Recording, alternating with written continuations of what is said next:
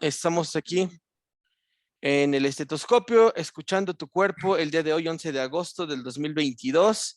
Y bueno, el día de hoy pues traemos también un gran invitado, una persona que la verdad es que yo en todos los aspectos lo admiro mucho, un gran ser humano Gracias. y uno de los íconos en investigación en medicina familiar en México y en Iberoamérica. Y tengo al doctor José Manuel Ramírez Aranda. Buenas noches, doctor. Muchas gracias por aceptar esta invitación a esta entrevista. Buenas noches, Víctor. Saludos a ti y a tu amable audiencia. Y bueno, el día de hoy, bueno, presento al invitado. Él es médico, como siempre en este programa, especialista en medicina familiar por parte de la Universidad Nacional Autónoma de Nuevo León. ¿Es así?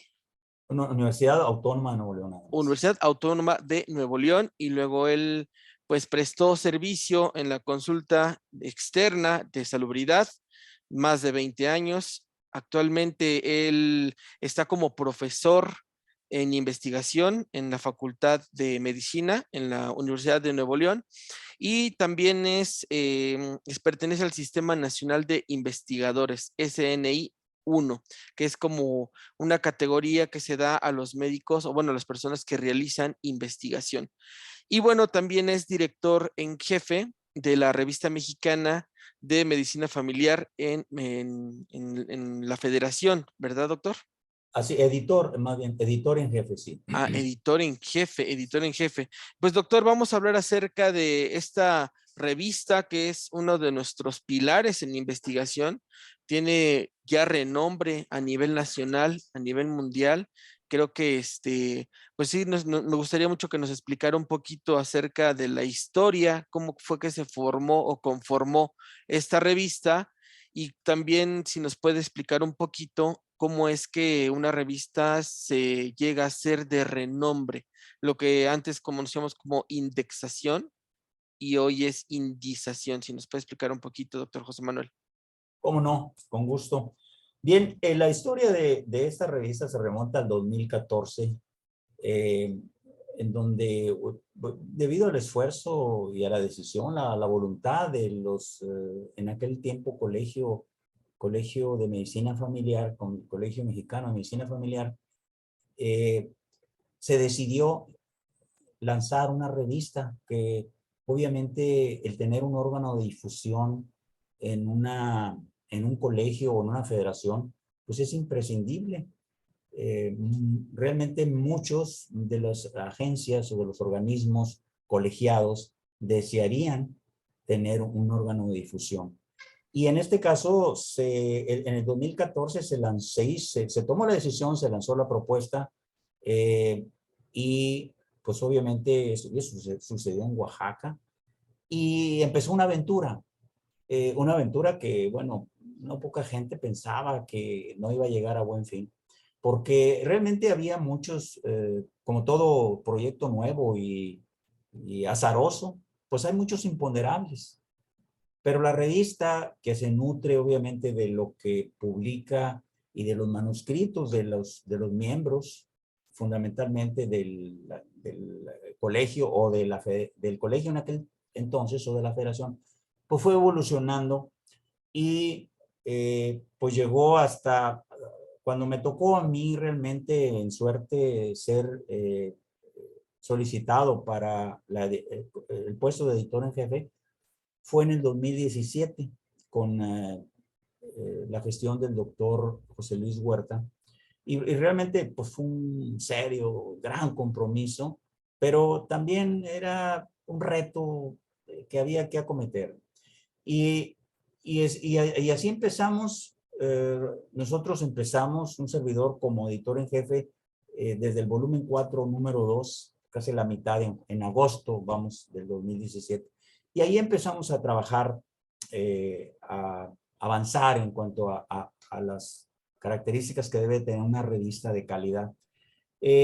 Fuimos, obviamente, y contamos con el apoyo de los entonces directores o presidentes de las diversas colegios y asociaciones, así como en realidad toda la federación eh, se apuntó de alguna manera, tanto los autores, que son los que los que llevan a cabo y desarrollan los manuscritos para poder someterlos, como los revisores, que son las personas que revisan en forma ciega, es decir, no se sabe quiénes son exactamente quien revisa un escrito en particular, y dan su dictamen.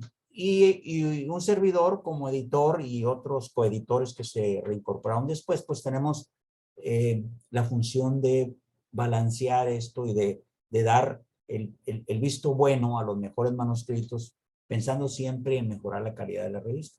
Entonces, para septiembre del 2019 empiezan las historias de las indexaciones.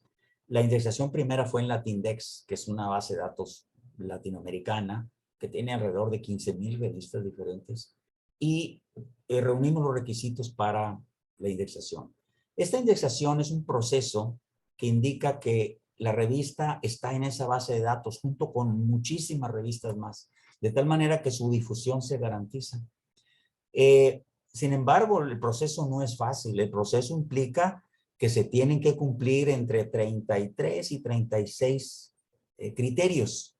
Entre ellos, que debe de haber un editor en jefe, debe haber editores asociados, que debe tener un comité editorial, que debe de tener una página en internet específica, especial para la revista, que debe de tener un HTML exclusivo, que debe de tener también algo que le llaman DOI, que es un identificador por cada uno de los artículos, que debe tener acceso a las redes sociales, etcétera, etcétera, etcétera. O sea, es una cantidad realmente muy grande de requisitos, y si no los cumplen, no te aprueban. Nosotros afortunadamente cumplimos para el Latindex en septiembre del 2019 y fuimos acreditados. Y en ese tiempo, en el 2019, también ocurrió algo una circunstancia muy especial, que realmente fue el parteaguas, creo yo, en el proceso del desarrollo de la revista. Estoy hablando de abrir la revista, hacer el famoso Open Access, o sea, acceso abierto. ¿Cuál es la diferencia? La diferencia es que antes del 2019, la revista era de suscripción. Habría que suscribirse para poder tener acceso a la revista. Y la revista era en papel. Les llegaba les llegaba a la mayoría, porque realmente allí hubo muchísimos problemas también, porque a algunos no les llegaba. Había que distribuirlo, pues teníamos 600 o 700 suscriptores, y incluso teníamos que pagar para que a una compañía especial para que se llevara esa suscripción a los domicilios, y siempre había problemas. Afortunadamente, tomamos la decisión de abrirla. Y esto fue una gran decisión, porque el abrirla implicaba ya no hacerla en papel. Entonces tenemos las últimas ediciones en papel en el 2019, como a mediados, pues que son históricas, porque esas son las últimas revistas que son en papel de la revista mexicana, pero en forma abierta sigue conservando el mismo formato, color y todo, exactamente, pero no existe más que en forma electrónica. Pero esto, sin embargo, fue un parteaguas, lo menciono porque, y lo reitero, porque nos permitió a nosotros hacer un acceso a otra base de datos que ahorita voy a mencionar. Pero antes de eso, en el septiembre del 2020, lo indexamos a la clase periódica, que es de la Biblioteca Nacional de la UNAM. Eso es un tipo también de base de datos muy importante, y lo indexamos ahí también. En abril del 2021, aspiramos a la indexación o indexación del DOAJ. El DOAJ quiere decir Directory of Open Access Journal. Y eso nos abrió realmente la puerta al mundo digital, electrónico. Entonces ahí ya no hay restricciones en cuanto al acceso, a la accesibilidad y a la difusión de la revista, porque pues ahí tienen acceso toda la gente que pueda acceder al internet, que lea español y que quiera leer lo que nosotros publicamos. Entonces, esa indexación del DOAJ realmente fue fundamental. Eso ocurrió en abril de 2021. Y ahora estamos en un proceso en el que estamos aspirando a una nueva indexación. Estoy hablando de Cielo. Y Cielo también es una base de datos electrónica de revistas de Latinoamérica, en donde ya cumplimos nosotros todos los requisitos que ellos pedían, excepto 3, que es precisamente una de las razones por las que estoy aquí en tu acreditado programa, Víctor, porque me interesa difundirlo entre la gente, entre los potenciales autores, de estos 3 requisitos que se necesitan para poder acreditar en la revista e indexarla en Cielo. Y estoy hablando y después vamos a hablar más extensamente sobre esto, pero estoy hablando, uno, de rastrear los posibles plagios en los manuscritos que los autores envían a través de un programa de antiplagio. Ahora vamos a tener que revisar todos los manuscritos para que no tengan plagio, que sí voy a explicar más adelante en qué consiste esto. El otro gran requisito es que todos, sin excepción, aunque es deseable que incluso ahorita más de la mitad ya lo tengan, y si no, lo pueden obtener un identificador que se llama ORCID, O-R-I-C-D, C-I-D, que ese es un identificador especial, único para cada investigador. Y también tiene una función muy especial. Y el otro tercer requisito es que sea registrada esta revista en una nueva base de datos que se llama MIAR, que es como una especie de repositorio donde están guardados por siempre, vamos, para evitar pérdidas y todo lo demás. Es decir, es un requisito que estén en este tipo de repositorios todos los datos que se publican en las revistas que pretenden pertenecer a Cielo. Entonces, esos son los 3 requisitos, los nuevos requerimientos que sí me gustaría enfatizar, Víctor. Ok, esta revista es propia de especialistas en medicina familiar. Solamente médicos familiares pueden realizar publicaciones, ¿verdad? Bien, la revista se llama Revista Mexicana de Medicina Familiar. Sin embargo, nosotros lo sabemos que parte de la esencia de la práctica de la medicina familiar radica en la multidisciplinaridad.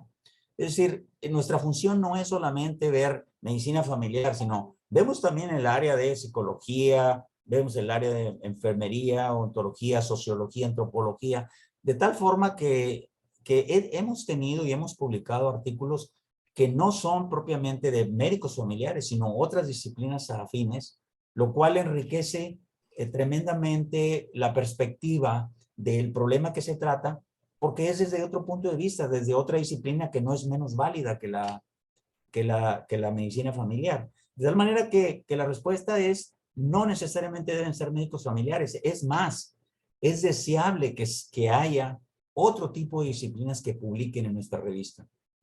Ok, ahora tenemos una revista que tiene 8 años, es realmente joven en comparación con otras revistas, que logró su indexación muy pronto, que desde hace 5 años, no, más bien 5 años duró sin ser indexada, posteriormente la indexaron. Actualmente ha habido cambios y avances muy importantes para lograr un renombre. ¿Cuántos números han sido publicados y cómo es que se divide la revista? O sea, hay como secciones, cuántos artículos, casos clínicos, si meten algo de medicina familiar propia como esta parte de ver la dinámica, estructura, casos de familia, o se ven patologías que se ven en la consulta. ¿Cómo se estructura la revista? Bien, la revista consta de lo siguiente. Cada edición, bueno, déjame empezar por el principio. Cuando inició la revista del 2014, la revista empezó siendo trimestral. Es decir, había 3 números por año. En abril, en agosto y en diciembre. Ok.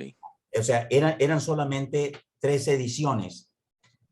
Cada edición, después obviamente aumentamos una edición que ahorita lo voy a comentar, que también creo que ha sido un gran y profundo avance en el desarrollo de esta revista.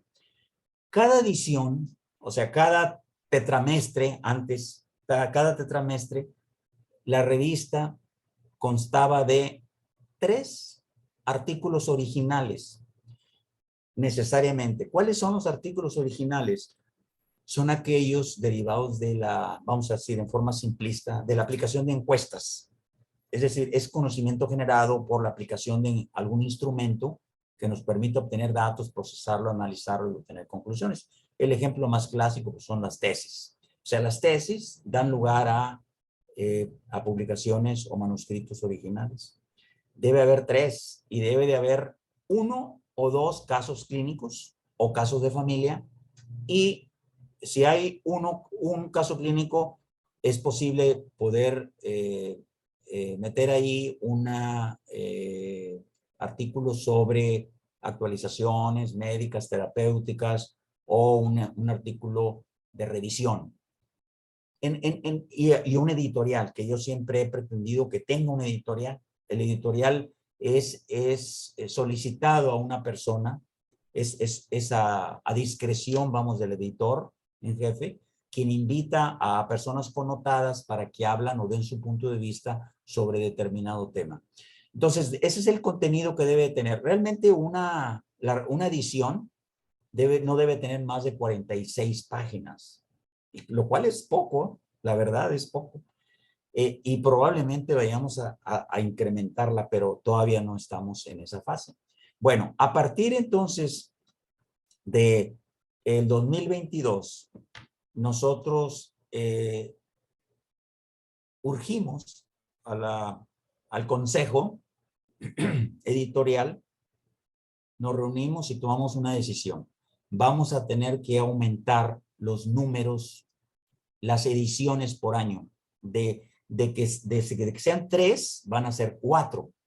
¿Por qué? ¿Por qué esta decisión? Porque pasaba algo en el desarrollo, lo cual es prueba de que realmente fuimos víctimas de nuestro propio éxito, así entre comillas. Teníamos muchos manuscritos. La gente nos enviaba muchos manuscritos. Y aquí pasa algo muy especial, que cuando tú mandas un manuscrito, tú esperas que te respondan y esperas que pues no pase mucho tiempo, pero sin embargo aquí como quiera había un límite de tiempo porque la revista salía simplemente 3 meses, en abril, en agosto y en diciembre. Bueno, ahora tuvimos que aumentar un número más para poder dar abasto a esta situación de el número de manuscritos que tenemos y que salieran más oportunamente. ¿Por qué hacemos eso? Porque si no, los autores deciden ya no enviarlo. Si nos estamos tardando un año en publicar, les dicen, no, pues, y luego imagina que en ese año el dictamen no sea favorable y les digan que no los vamos a publicar. Pues realmente esto causa desánimo, quebranta el ánimo de cualquiera, y entonces los autores, y nuestro temor era que los autores ya no mandaran más manuscritos. Entonces tuvimos que ampliar, intensificar, vamos, nuestra labor de editorial para poder aceptar más manuscritos, revisar más manuscritos, aceptar más y publicar más. Obviamente eso implicó más costo para la revista, pero obviamente nos dio mayor contenido y mayor difusión, y también mayor oportunidad de que la gente mande sus manuscritos y se tarde menos. Entonces ahora, a partir del 2022, nosotros estamos publicando 4 números al año. Publicamos en marzo, en agosto, en julio, en septiembre y en diciembre. Y aún así, todavía tenemos, afortunadamente, bastante material para poder seleccionar lo mejor. Pero sin embargo, creo que son pasos que se están dando hacia la consolidación de una revista, de un órgano de difusión, de una agencia o un órgano colegiado como la Federación, que creo que lo merecen. Y creo que también la membresía, porque ahorita ya son 47 asociaciones, pues la membresía también merece una revista de calidad que responda a sus necesidades académicas. Tengo varias preguntas, doctor. Entonces, respecto al cómo se conforma la revista, dijo 2 trabajos originales. 3. 3. Y de ahí, ¿qué más viene en la revista? O sea, cuando una persona se va a suscribir o va a adquirir la revista, ¿qué va a encontrar? ¿Tres trabajos de Tres tres trabajos médicos? originales, un caso clínico o de familia y uno de actualización y el editorial. Ahora aquí, ¿por qué digo yo que uno u otro? Porque depende de la extensión. O sea, a veces la extensión es menor de lo que dictan las instrucciones de autor. Por ejemplo, un artículo original debe tener no más de 3.500 palabras, pero hay quien lo escribe en 2.000, ¿no? Y entonces a lo mejor hay oportunidad de meter 2 artículos originales. Se completa con lo que le falta aquí, más lo que le falta a la otra formato, no sé, en alguna revisión, y es corta, más corta de lo que estaba el límite establecido, y entonces nos permite meter otro artículo original. Entonces, son entre tres, a veces a veces son 4 artículos originales cuando no tenemos, no hemos seleccionado algún artículo o algún caso clínico que sea pertinente, seleccionamos 4 artículos originales y así los presentamos. Entonces, eso es lo que encuentra la persona. Encuentra un editorial, una carta del editor. Las cartas del editor son también muy importantes porque es lo que la gente piensa acerca de lo que lee ahí. Entonces, no siempre hay, pero cuando hay siempre las ponderamos. Valoramos mucho que las envíen. Puede ser editorial, cartas del editor, 3 originales, un caso clínico o de familia y puede haber una actualización clínica o no. Ok, muy bien. Respecto a la cuestión de publicar, digo, yo la verdad, yo pensaba que había muy poco material para publicar y que a veces se tenía que estar en búsqueda, no sabía esta situación de que tenían como ya la fila de trabajos y que tuvieron que abrir un nuevo número para poder Claro. publicar y para poder darle pues voz a estos investigadores que tanta falta hacen en nuestro país. Digo, se basan en tesis, por ejemplo, cada año egresan entre 1,500, 1,700 médicos familiares, son 1,700, 1,500 tesis anuales, y si sumamos año con año, pues es miles y miles y miles de trabajos que se quedan empolvados y que podrían bien apoyarnos a nuestra práctica clínica a muchos médicos familiares. Me imagino que el proceso es complejo y es tardado. Si no, pues yo diría, pues si es que ese es el caso, pues que salga una revista cada 15 días, ¿no? Claro. Y en ese caso, pues habría publicaciones de un montón de cosas, pero háblenos un poquito del proceso desde que una persona manda un manuscrito. Creo que un manuscrito es como si yo le enviara un correo mi tesis y decía, ¿sabes Ujú. qué? Aquí está mi tesis para que se someta a una evaluación y pueda ser publicada. Y aquí es que son como muchas preguntas. Después de que un artículo sale publicado, Sí. ¿hay algún beneficio económico para la persona que está escribiendo, que está investigando, o es meramente como amor al arte, amor a la sociedad, a la cultura, a la investigación? Y en ese aspecto, sí es importante, digo, no es que sea como metichón, pero ¿hay suscriptores en su revista? ¿Cómo es que se financia? ¿Cuál es esa base también en la cual uno puede decir, esa revista pues es mucho trabajo, pues, ¿y cómo le hacen? ¿De dónde ganan? ¿O también es amor al arte? ¿Cómo es esa parte? Son muchas preguntas, Víctor. Voy a tratar de contestarlas así, las que son las que requieren respuesta más corta. ¿Qué ganan los autores de los artículos? Dinero, no. Ganan prestigio, reconocimiento, nada más. O sea, y obviamente créditos académicos para su certificación. Eh, ¿Cómo se financia la revista? Eso es algo bien importante que quiero hablar un poquito después. Quiero explicar un poquito el proceso de esto que estabas planteando tú. Hay muchísimas tesis, cientos de tesis, pero, y aquí es donde viene el pero, desafortunadamente muchas de las tesis que se hacen no son publicables. No tienen la calidad como para ser publicables. Adolecen de muchas fallas metodológicas, ya sea en el tamaño de muestra, en el análisis de datos, en el planteamiento, en la introducción, en la forma, incluso una incongruencia entre el objetivo y el diseño o los resultados, de tal manera que no es tan fácil. O sea, automáticamente una tesis no quiere decir que se va a publicar. De hecho, hay una serie de requisitos que vienen en la revista en donde, y eso se lo he contestado yo a quienes amablemente me han escrito al correo de la revista, solicitando información, ¿cómo le hacen para publicar si tienen una tesis? Lo primero que tiene que hacer es ajustar el escrito, el manuscrito, de acuerdo a las instrucciones de autor. Las instrucciones de autor vienen ahí en la revista, donde dice publicar, viene instrucciones de autor, le dan clic y ahí viene cómo debe ser el manuscrito. Por ejemplo, lo que estoy mencionando ahorita. Un manuscrito no debe ser mayor de 3,500 palabras y una tesis a veces tiene 15,000 palabras, ¿no? Entonces no es posible, bueno, si publicáramos tesis, pues nomás alcanzaríamos si acaso publicar una tesis y nada más, ¿no? A veces no es, ahora nosotros admitimos, de acuerdo a las instrucciones de autor, un máximo de 6 figuras o tablas, no más. Las tesis a veces tienen 10, porque O sea, hacen de cada variable, hacen una gráfica. tenemos una problemática de redacción. Bueno, no necesariamente, no.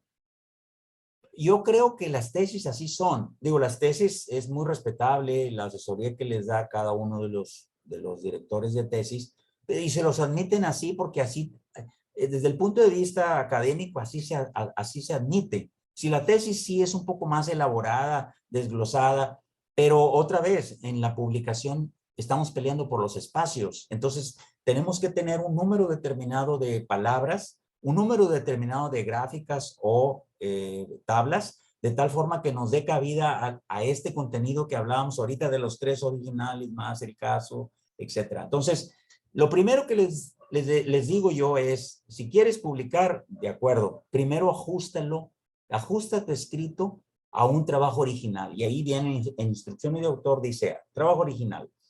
Debe de contener no más de 3,500 palabras, debe estar escrito así, así, debe tener estas partes, etcétera, etcétera, etcétera. Entonces, una cosa que es bien importante en las tesis, por ejemplo, en la parte de introducción, son 7 hojas. Y nosotros pedimos que en la introducción, en el artículo original de la revista, sea solamente de 1,5 hojas a lo más. ¿Qué tienen que hacer? Pues tienen que concretarlo, porque en realidad sí es muy desglosado, muy detallado lo que ponen en las tesis, porque hablan de los problemas desde varios puntos de vista, y eso no es posible publicarlo. Entonces tiene que ser muy concreto lo que van a publicar y obviamente muy bien fundamentado de acuerdo a la literatura por numeritos, superíndices que les llamamos Saliendo, nosotros.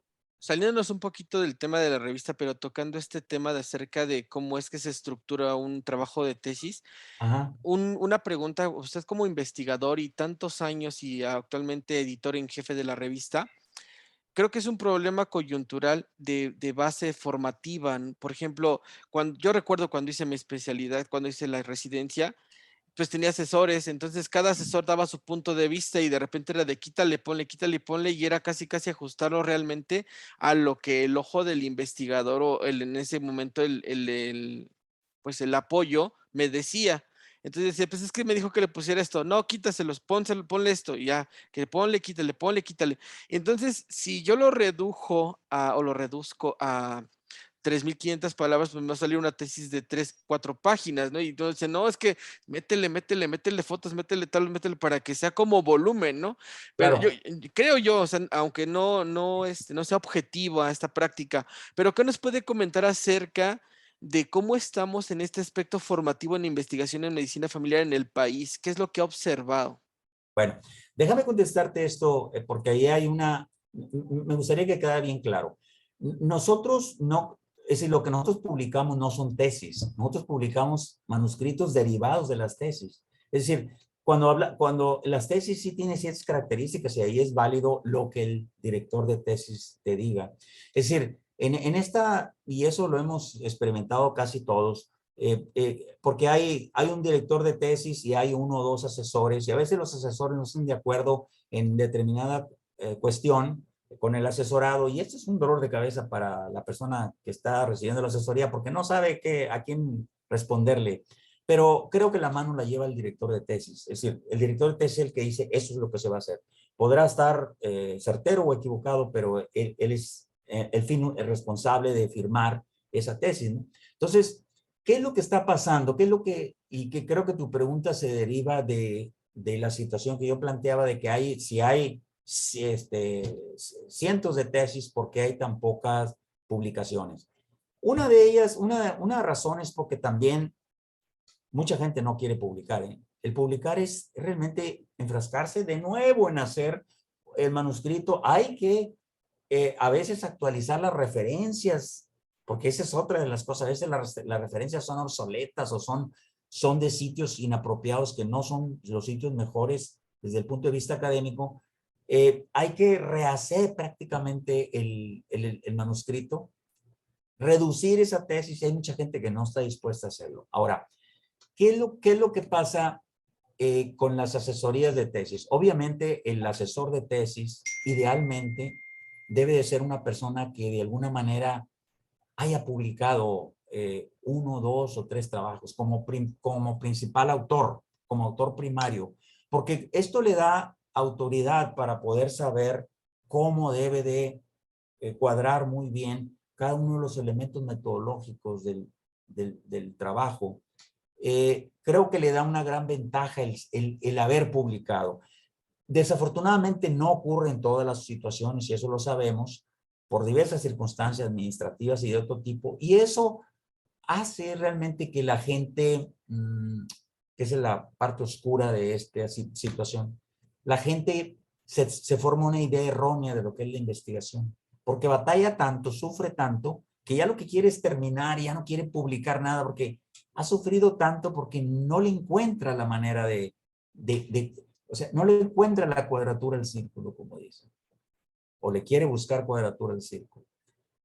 Y aquí creo que es bien importante este mensaje, porque y eso en mi experiencia de varios años, muchos años en esto, hay gente que a veces dice yo no quiero saber nada de investigación y terminan a veces siendo investigadores y enamorados, apasionados de la investigación, cuando realmente le encuentran la verdadera esencia, que es descubrir algo.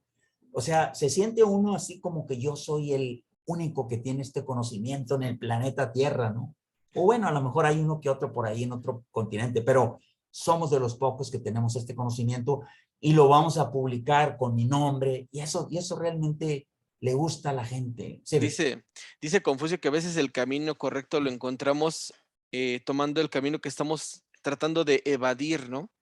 Y como dices, hay mucho investigador de closet que no lo sabe y que dando el primer paso, pues podría hacer cosas grandiosas. Claro. Déjeme leer un poquito los comentarios, doctor. Ya ¿Sí? tenemos varias gente conectada. Dice Olga Padrón, saludos, doctor Ramírez, excelente profesor. Rodrigo Villaseñor, el maestro Ramírez Aranda, excelente invitado. Estimado Víctor Juárez, felicidades. De primera mano, lo más relevante respecto a la revista de la Federación, claro que sí. Mariana Pacheco, saludos, doctor Ramírez, doctor Víctor, muchas gracias, amiga. Rosy Merib, felicidades, doctor Ramírez Aranda, excelente información. Rey Sánchez, saludos desde la Ciudad de México, Coyoacán. Amjefaf AC 2020, claro que sí, un saludo a Amjefaf. Olga Flores, en medicina familiar falta mayor persistencia en investigar y publicar, a veces por falta de conocimiento del tema, claro que sí, es perseverar, porque ya lo intenté, no me funcionó, seguir y seguir y seguir, seguramente también se trata de eso. Marco Antonio Bailón, buenas noches, doctor Víctor Juárez y doctor Ramírez Aranda, felicidades por su arduo trabajo. Claro que sí, 4 años trabajando en investigación con la revista. Y dice Susana Mercado, en esta revista ya hay información alguna, publicación acerca de la viruela de monos. Saludos y excelente programa como todos los jueves. Sí, me gustaría que nos hablara acerca de la selección de los temas. Ahorita me imagino que el tema en boga fue COVID y ahorita pues están entrando cada vez más enfermedades, otros temas en boga.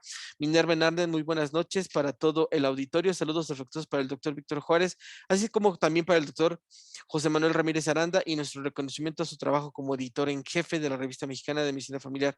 Excelente programa el día de hoy. Les enviamos un abrazo desde Guadalajara. Un abrazo a la doctora Minerva Hernández hasta Guadalajara. Felipe Castillo Santos, ¿cuánto tiempo tengo para publicar una tesis? Pregunta el doctor Felipe Castillo Santos. Bueno, la respuesta a esa última pregunta es, se supone que la obsolescencia del contenido de un conocimiento es más allá de no debe ser más allá de 4 meses. La obsolescencia, si ya llega a los 4 meses, a los 4 años, perdón, si ya pasa los 4 años, se considera que ya está superado por algún otro conocimiento que se generó en otro lado eh, del mundo quizás o del país, ¿no? Pero esto es arbitrario. Eso es arbitrario. Realmente se considera, nadie lo ha demostrado, como buen científico siempre debe de tratar de demostrar eso. Sin embargo, ese es el sentir común, es convencional eso, es decir, 4 años, si dejas que la tesis se empolve y luego lo quieres ya publicar, es probable que ya hayan publicado algo parecido y obviamente no te lo van a aceptar. O simplemente el momento, porque tienes que referir cuándo se hizo ese estudio. Entonces, nosotros en realidad hemos dejado de publicar artículos de trabajos que tienen 8 o 10 años y que los consideran muy buenos y que en realidad a lo mejor eran buenos, pero son obsoletos ya. Creo que esa es la respuesta. Doctor, háblenos un poquito acerca de lo que es el plagio o la falta de originalidad en los manuscritos. Creo que es un tema bastante importante porque pues sí ha de haber plagios, es una práctica que no, pues, que no merece atención, pues sin embargo creo que se ha de dar, ¿no? ¿Y cómo se evita? Bueno, en general, contrario a lo que se piensa, también existen posiciones o posturas antiéticas en la investigación. Y esas posturas antiéticas van desde duplicar trabajos, robarse los trabajos prácticamente, o adquirir esos párrafos o descripciones de métodos o sistemas o algo y publicarlo como si fuera de un autor, cuando en realidad pertenece a otro. Entonces, hay mecanismos para hacer eso, pero el plagio es una actividad fraudulenta en la investigación, pero no es la única. Me voy a referir brevemente, antes de hablar del plagio, de otras actividades fraudulentas. Una de ellas, que es muy importante, es que hay revistas que se llaman revistas que son fake, o sea, son revistas que defraudan, eh, se llaman revistas depredadoras, porque esas revistas, y hay muchísimas hay que tener cuidado, muchísimas en la red. Esas revistas son fácilmente reconocidas cuando uno ya lo sabe reconocer porque hay varias características. Una de ellas es que no tienen comité editorial o es una revista internacional y son puros científicos de un solo país o te cobran y esa es ahí donde viene la parte interesante. Te ofrecen publicarte en 15 días, lo cual es inaudito eso. Te ofrecen, y eso es muy socorrido por la gente que requiere créditos, sobre todo los que estamos en la academia, que necesitamos publicar por cuestiones académicas para escalar en algún puesto docente, etcétera. Y necesitamos publicar, y entonces someten su manuscrito, se lo envían a estas revistas, y aparte les pagan, porque hay quien cobra hasta $200 por su trabajo, su actividad administrativa, y a final de cuentas lo que hacen es que se quedan con el dinero y se quedan con el manuscrito. Y a veces aparecen los manuscritos publicados a nombre de otro autor. Esas revistas son depredadoras y hay cientos de revistas, cientos, así como lo oyen ustedes. Muchísimas revistas, de tal manera que es muy importante que sepan distinguir cuándo es una revista que no es depredadora. Esa es una de las cosas importantes, pero también las actividades fraudulentas, una de ellas es el plagio. Y el plagio es más sutil. El plagio significa que cuando yo leo, y que eso también es una voz de alerta para los que empiezan a publicar o quieren mandar un manuscrito a nuestra revista, leen una revista, leen el contenido de una revista y pasan en un copy-paste automático el párrafo completo y a veces media página completa a su escrito. Y está tan bien escrito que uno dice, ah, muy bien. Pero el problema es que ahora uno de los requisitos que está solicitando en aras de de aumentar la calidad en la publicación y la calidad de la revista, es que va a tener que someterse el manuscrito a un software que detecte antiplagio. Y hay software, bueno, Permanger, que es nuestra casa editora, tiene un software especial muy bueno que identifica no solamente de dónde viene, sino qué partes y da un porcentaje de plagio. De tal forma que como el escrito se manda junto con todo y las referencias sí son exactamente igual. Eso parece como si fuera plagio, pero la norma es que no debe de tener más de un 30%. Es decir, estimamos que el 30% del plagio sea por las referencias, pero todo lo demás debe ser un conocimiento o una redacción original. Y aquí viene la parte importante. ¿Cómo hacerle, cómo hacerle para hacer el trabajo de redacción sin cometer el plagio? Entonces, es muy importante, y esa es una parte de la metodología de investigación, es aprender a leer los artículos, no tanto desde el punto de vista metodológico, que es deseable, sino también aprender a rescatar todo aquello que nos va a servir para conformar un manuscrito. Cuando uno encuentra algo que vale la pena, uno entonces, si lo rescata tal cual, como lo dice el autor, lo puede poner en el manuscrito que va a publicar, pero lo tiene que poner entrecomillado y ponerle una referencia para saber de dónde se obtuvo este fragmento. Si uno no quiere entrecomillar el fragmento porque no quiere ponerlo de esa manera, sino lo que rescata es la idea, el concepto, entonces tiene que hacer dos cosas. Lo parafrasea, es decir, lo dice con otras palabras, o lo concreta y a veces, o lo resume. Y eso a veces sucede porque, y es deseable de hacer, y es mi recomendación en los talleres que doy, de que cada artículo que escriban, que lean del tema que están investigando, hagan una ficha de trabajo donde vean, relaten lo más importante. Y luego, con esas fichas de trabajo, hacen un resumencito, obviamente con sus respectivas referencias acerca de la idea. Y eso es perfectamente válido y eso es un trabajo original. Bueno, es un párrafo original del autor, lo cual le da mucha validez al manuscrito. Hay que evitar los plagios porque si estos manuscritos tienen más de ese porcentaje. Más del 30. Sí, bueno, eso lo hacemos. ¿Cómo se llama? Un software que utilizamos en la Facultad de Medicina, que no necesariamente es el que tiene Permanger. Yo necesito ver con Permanger. Con Permanger usamos el Indicate y quiero saber si esto es equivalente a ellos establecen el 30% porque ellos ya tienen otras revistas también. De hecho, Permanger es el que edita la revista de la Gaceta Médica de México, que es de la Academia Nacional de Medicina. Y también edita la revista universitaria, que es de la Facultad de Medicina de la Universidad Autónoma de Nuevo León. O sea, realmente Permanger es una casa editora muy, muy renombrada.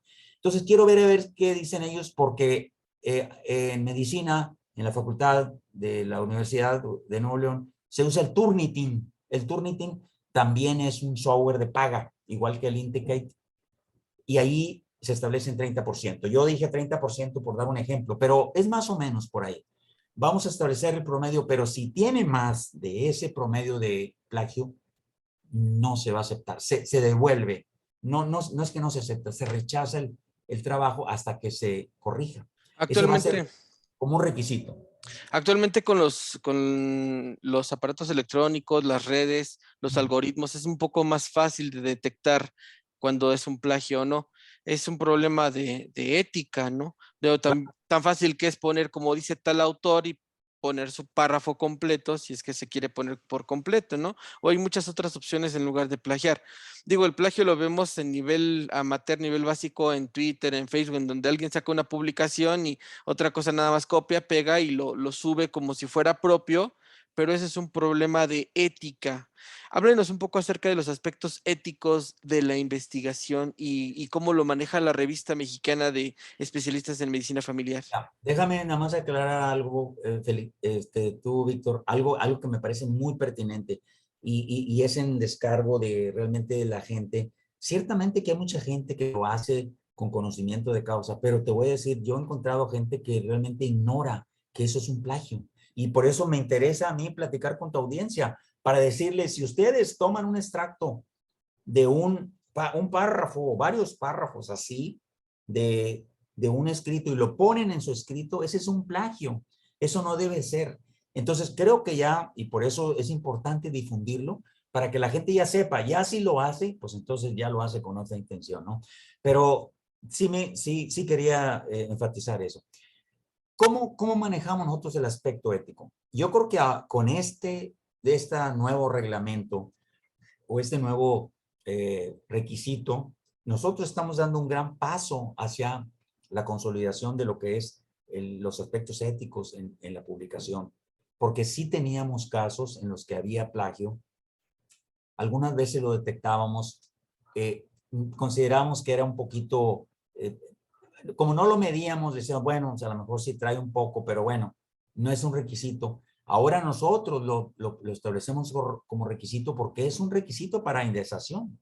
O sea, si él o no lo acepta, si no se somete previamente y es aprobado por un programa antiplagio. Entonces, creo que aquí los aspectos éticos de la investigación de la revista son los que establecen todo hay un sistema que se llama CODE, C-O-D-E, que es el Committee on Publication Ethics, que es el Comité de Ética en la Publicación, o de publicación de ética en la publicación, donde trae un estándar, y a eso se somete la mayoría de las revistas, que es, por ejemplo, tú no puedes, y es antiético, que tú mandes manuscrito a 2 revistas a la vez, pero ha sucedido. O sea, tú lo mandas a una revista y te esperas.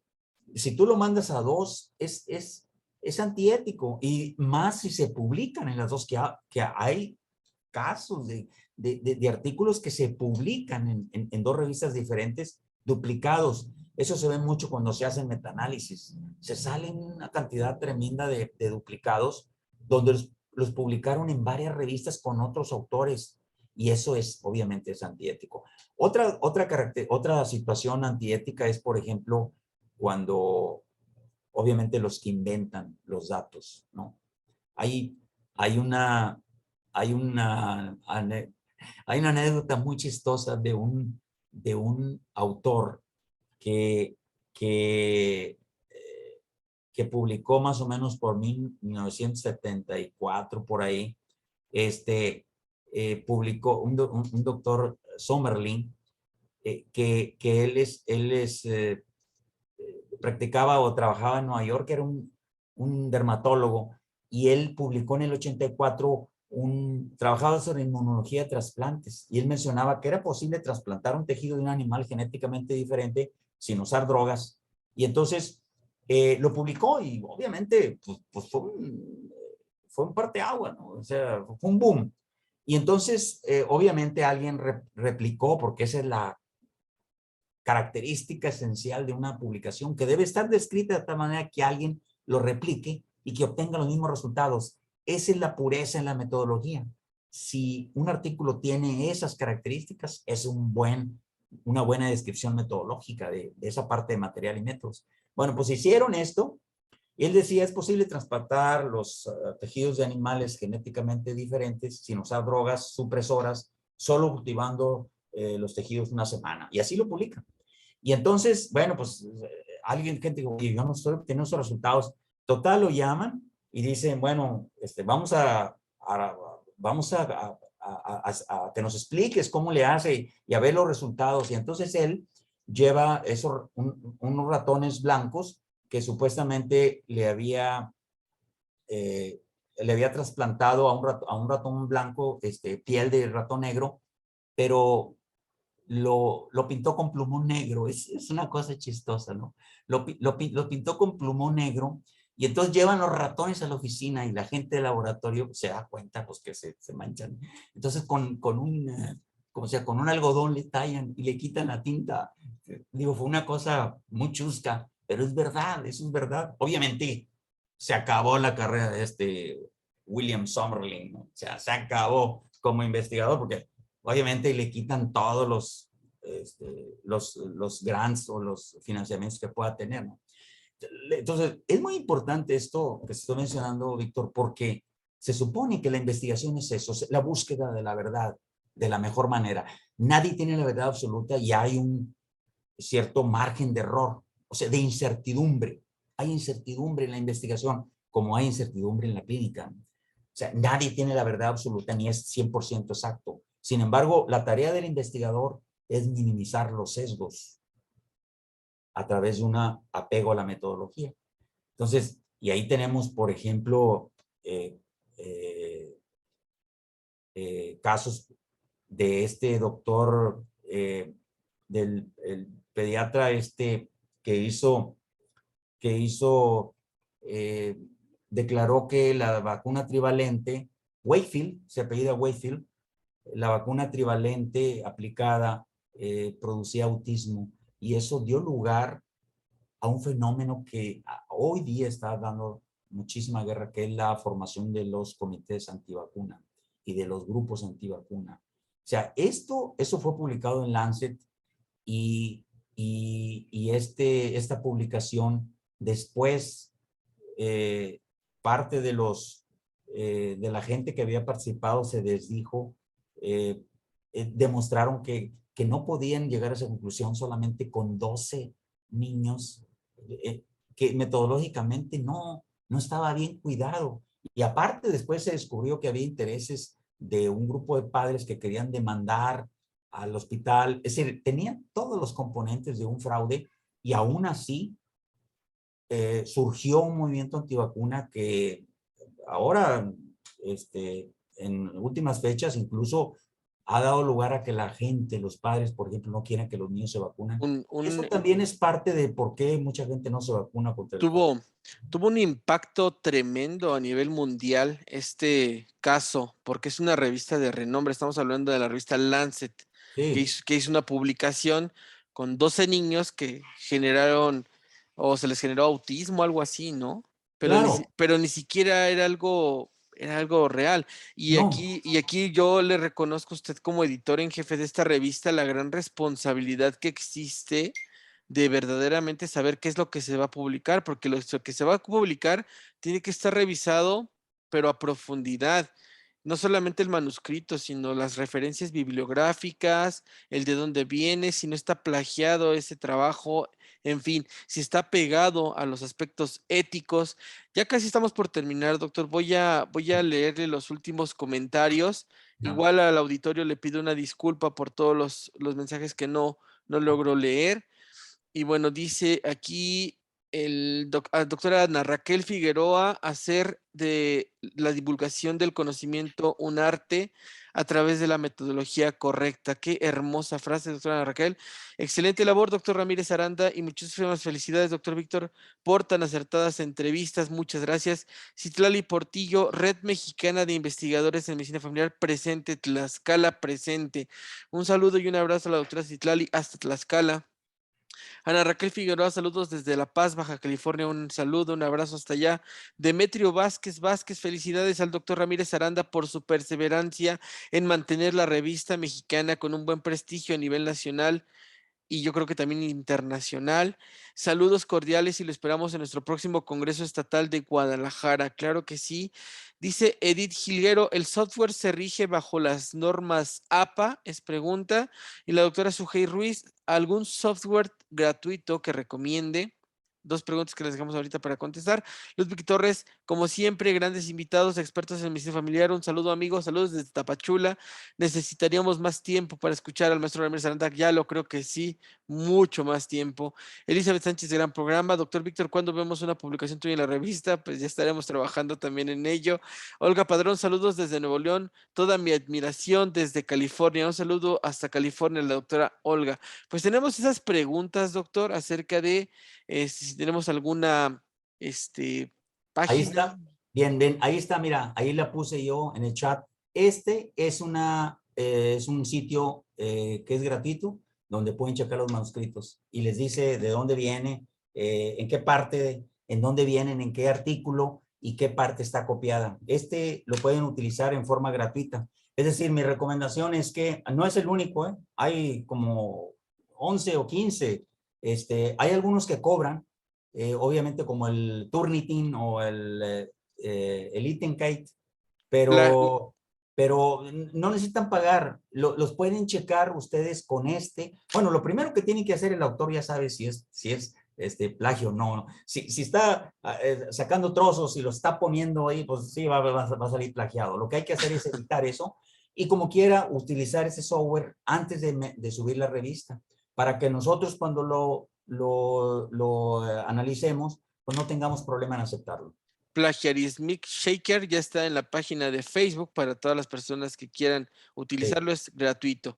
Doctor, pues ya estamos por terminar, vamos a cerrar el programa. Sí me gustaría que nos compartiera cómo sumamos, cómo le apoyamos. Este programa lo escuchan médicos familiares, residentes de medicina familiar. La intención es hacer una divulgación masiva acerca de que tenemos una revista que se llama Revista Mexicana de Medicina Familiar, que pertenece a la Federación de Especialistas y Residentes en Medicina Familiar en México, que a lo largo de 8 años ha ido ganando terreno a nivel nacional e internacional.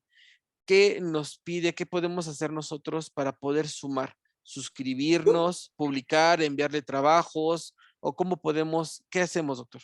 Bueno, no hay suscripciones, Víctor. La revista Open Access es de acceso libre. Tú puedes, ves solamente el link que tiene y ahí tú puedes leer los artículos y usar los artículos, mandarlos, Ahorita compartirlos. nos podría compartir el link para ponerlo en la página y Sí, todos podamos tener acceso a es, los números. es RevMex, es REVMex, medicinafamiliar.org. Es RevMed de Revista Mexicana, REVMex, medicinafamiliar.org. Entonces, entras ahí, ahí viene la revista, y ahí vienen los artículos, y los pueden usar, compartir, etcétera, leer, etcétera. Yo creo que es necesario seguir haciendo investigación, y es necesario seguir haciendo muy buena investigación en medicina familiar. Creo que la forma como debemos de colaborar todos es cada quien en su trinchera, cada quien en lo que sabe hacer, hacerlo bien. Y creo que si vamos a hacer investigación, vamos a hacer mejor investigación, pero también investigación éticamente realizada. No creo que valga la pena ni justifique el hecho de ganar una gloria efímera por inventar datos. Creo que nosotros debemos de aprender metodología de investigación, aplicarla, y todo cuesta, es un esfuerzo, pero creo que la federación es un grupo muy, muy positivo y siempre estar pendiente de que apoyar a sus miembros para que se formen como investigadores. Y creo que los investigadores en realidad compartimos algo en común, que es esa mística, esa pasión por descubrir lo nuevo. Y obviamente yo no he conocido ningún investigador que se niegue a apoyar a otro investigador. Entonces, mi recomendación es eso, busquen apoyo, tengan interés, persistan en el esfuerzo, y creo que eso nos va a llevar a buen camino, a buen puerto. Perfecto, doctor. Muchas gracias. Pues sí, necesitamos que más personas, más compañeros, colegas hagan la maestría en investigación, en ciencias, que apoyen, como usted dice, ¿no? Apoyamos. Así como hubo gente que nos enseñó sin ganar un solo peso, nosotros también tenemos esa obligación ética, moral de poder compartir nuestros conocimientos, unir esfuerzos y de verdad impulsar la investigación. Porque si no, no va a haber de otra. Tenemos problemas serios de salud y yo creo que una de las grandes salidas, puertas y llaves es la investigación. De acuerdo. Pues doctor José Manuel Ramírez Aranda, le agradezco mucho que nos haya apoyado con prestarnos su tiempo, su conocimiento para este programa. Ya en lo sucesivo lo seguiría invitando para otros temas si tiene su tiempo y pues de verdad le agradezco mucho. Con gusto, Víctor, me complace muchísimo platicar contigo y con tu audiencia, y creo que esa es otra de las cosas que tenemos que hacer, es abrir la comunicación con ideas, y creo que vamos por buen camino. Agradecido estoy contigo. de veras. Perfecto, y al auditorio le agradezco mucho su tiempo, su atención. En 8 días viene la doctora Georgina Farfán. Vamos a hablar acerca de un tema de adolescentes. Nos vemos en 8 días. Tengan buena noche. Nos vemos pronto. Hasta luego. Hasta luego. Hasta luego. Saludos. Gracias.